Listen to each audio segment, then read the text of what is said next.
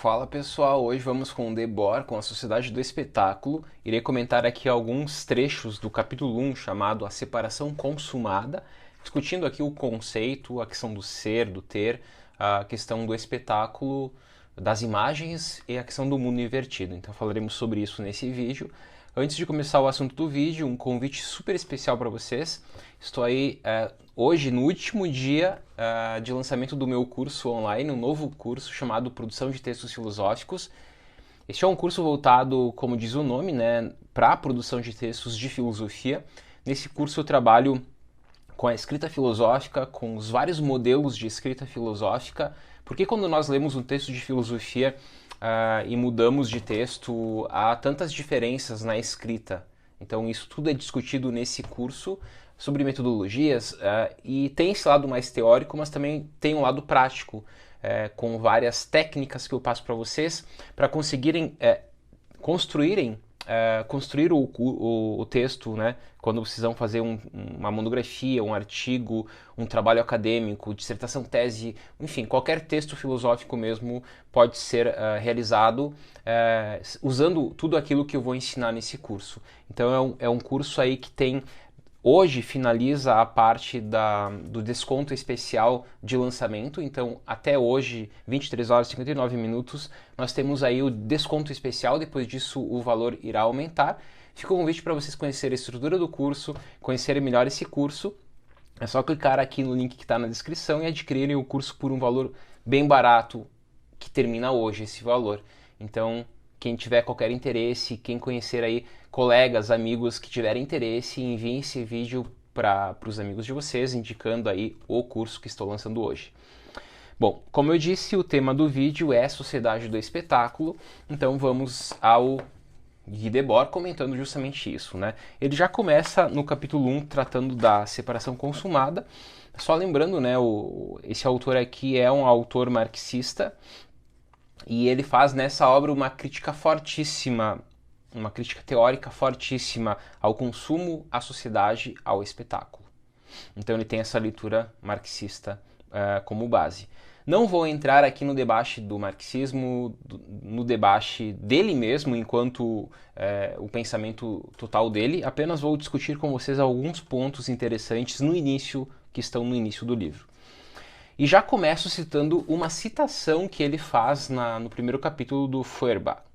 Ele diz o seguinte, lembrando que esse livro é de 67, 1967. E ele diz o seguinte, o livro este, né? E ele cita o Feuerbach, que diz o seguinte na sua obra A Essência do Cristianismo. E sem dúvida, o nosso tempo prefere a imagem à coisa. Claro, e o Feuerbach está escrevendo isso no século XIX, né? A cópia ao original, a representação à realidade, a aparência ao ser. Ele considera que a ilusão é sagrada e a verdade é profana. E mais, a seus olhos o sagrado aumenta à medida que a verdade decresce e a ilusão cresce, a tal ponto que para ele o cúmulo da ilusão fica sendo o cúmulo do sagrado. E essa foi com certeza uma boa escolha aqui, porque pelo que eu conheço desse autor, muito do que ele citou aqui, o Feuerbach, está no pensamento dele também. Então, eu começo já com o primeiro parágrafo aqui do primeiro capítulo, quando ele diz o seguinte: toda a vida das sociedades nas quais reinam as modernas condições de produção se apresenta como uma imensa acumulação de espetáculos. Tudo o que era vivido diretamente tornou-se uma representação. Um comentário breve sobre isso. Como ele diz, a vida das sociedades reina o que? Uma imensa acumulação de espetáculos. Tudo que era vivido diretamente tornou-se uma representação. É como se substituíssemos o real pela representação, ou pelo ilusório. É como se nós tomássemos o ilusório como o real, e o real deixa assim de ser o real. Bom, esse debate entre real e ilusório é um debate que perpassa a filosofia. Vem desde lá dos pensadores antigos, desde Parmênides, por exemplo, Platão e tantos outros que vão tratar justamente desses mundos, né?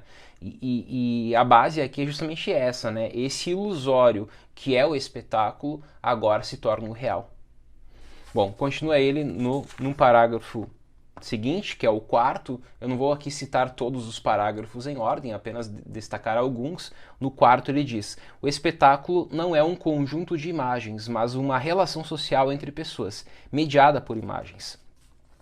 Então o espetáculo em si não pode ser atrelado à imagem ou ao conjunto de imagens, mas essa relação entre as pessoas. E o termo relação aqui remete justamente a essa análise dialética que ele está fazendo da sociedade moderna, né, da sociedade contemporânea, da sociedade do século XX. Por quê? Porque para a dialética é necessário a relação. Se não há relação, se há algo estático, não há movimento e, portanto, não há dialética. E quando ele diz justamente que o espetáculo não é esse conjunto de imagens, não é algo estático, mas é uma relação entre as pessoas que é mediada por imagens, ele está assumindo aqui essa leitura justamente da relação, da mediação, que é algo central para os pensadores da dialética de modo geral.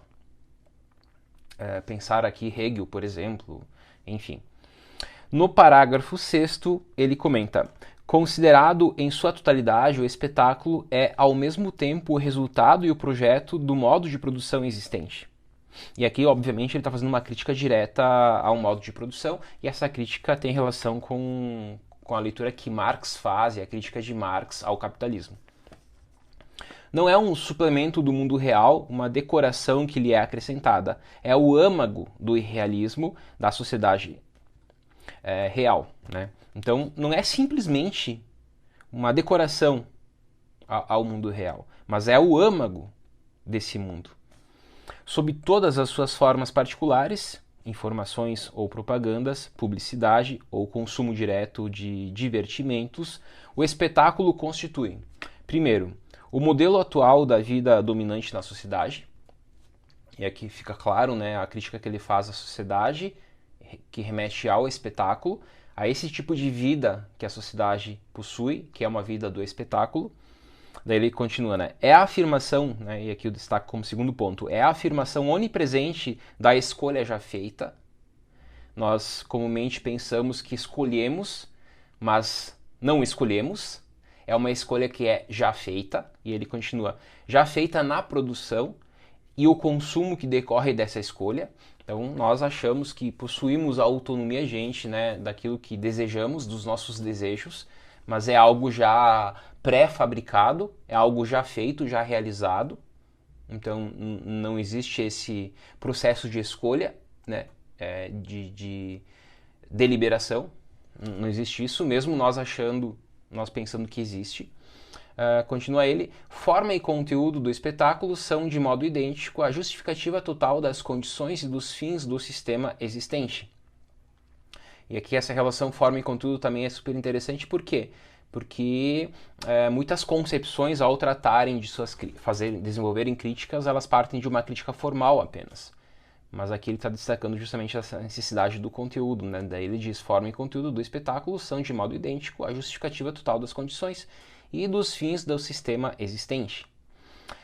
E aí eu destaco aqui o terceiro ponto, né? Nós já falamos do primeiro, que é o modelo atual, que é o espetáculo, o segundo a escolha já feita, e o terceiro destaco aqui, ponto central desse parágrafo.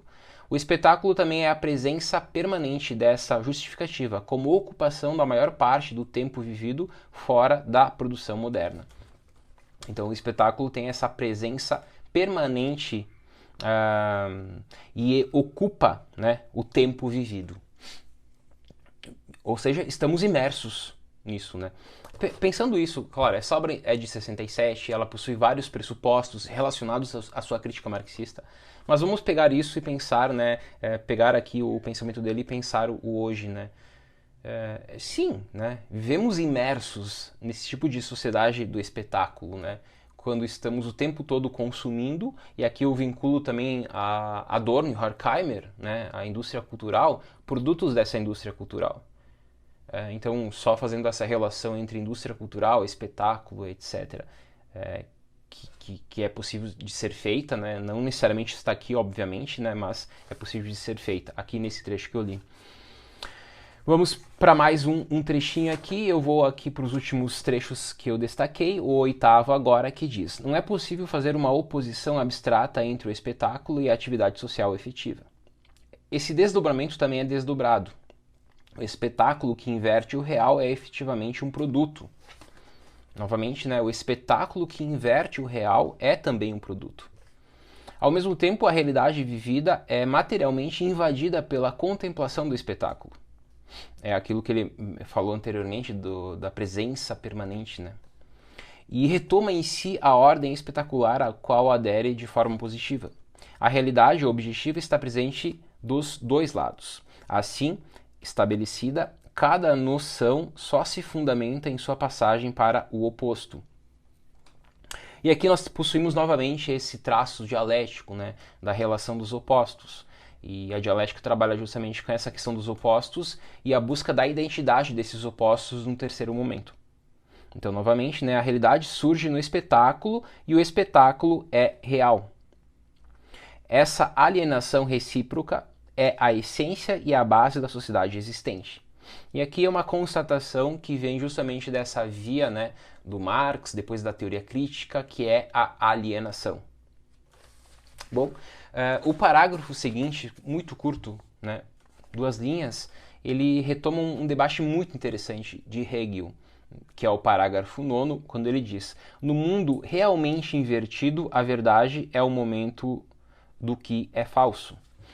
Então ele retoma essa base do Hegel, porque o Hegel fala sobre o mundo invertido lá na obra Fenomenologia do Espírito, no capítulo do entendimento, quando ele fala sobre isso, e de forma muito simples aqui e de forma muito didática, não entrando aqui, né, nas particularidades dessa concepção do mundo invertido, mas explicando assim em poucas palavras, o mundo invertido é quando nós achamos que é mais, mas é menos. Então tu pode aqui pensar o eletromagnetismo, né, os polos opostos. Ou quando tu acha que, por exemplo, um exemplo mais concreto que o Hegel mesmo dá sobre a questão do crime, quando tu acha que a pena vai castigar o criminoso, na verdade ela vai curar. Então, no mundo tu tem o castigo, a retribuição, mas no mundo invertido isso gera a cura. Tu não castiga, mas tu cura ele. Um outro exemplo que eu escutei numa aula que eu tive de um professor meu no mestrado, o professor Eduardo Luft, quando ele falou sobre o mundo invertido, ele citou o seguinte exemplo: se tu for para a favela e tu perguntar para as crianças da favela quem é o bem aqui, as crianças vão falar: são esses sujeitos aqui. E esses sujeitos, né, nós de fora da favela olhamos e sabemos que são os bandidos. Isso sai da favela e pergunta para uma criança que não está na favela quem é o bem, elas vão apontar para o policial.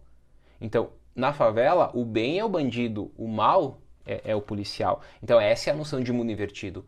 Fora da favela, o bem é o policial, o mal é o bandido. Na favela, tem isso. Então é apenas um exemplo aqui, não entrando, obviamente, né, num debate sobre bandido, policial e tal, mas apenas usando de forma hipotética esse exemplo para mostrar essa inversão de mundos.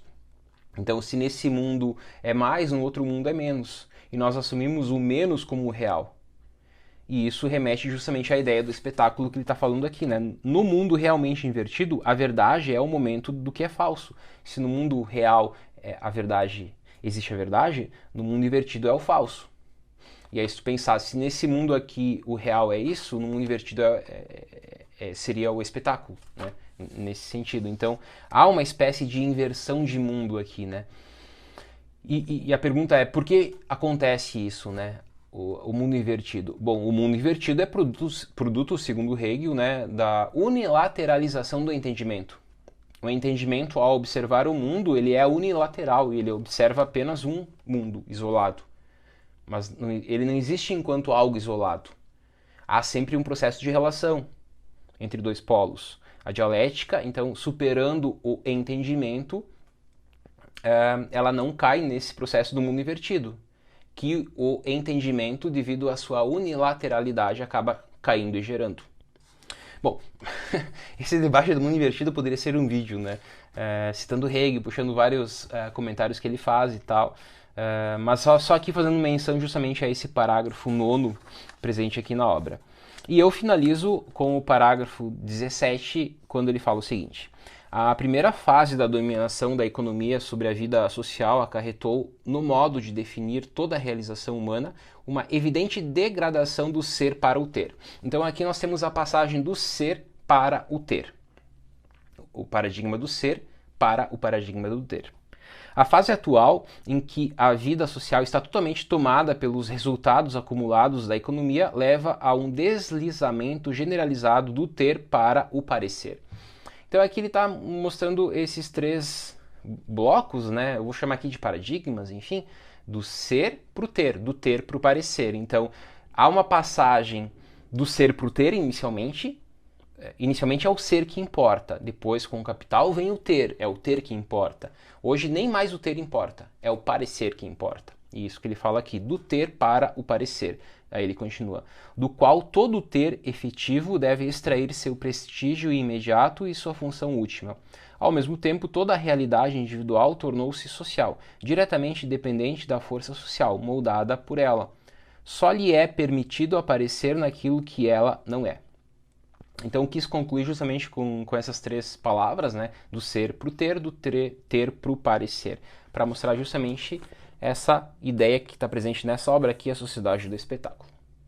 Bom, pessoal, um vídeo curto aqui, apenas destacando alguns pontos desse autor, e finalizo com o convite novamente, né, para vocês conhecerem a estrutura do curso e se tornarem meus alunos no novo curso que estou lançando, que o desconto de lançamento termina hoje, 23 horas e 59 minutos, que é o curso Produção de Textos Filosóficos. Um forte abraço e até mais.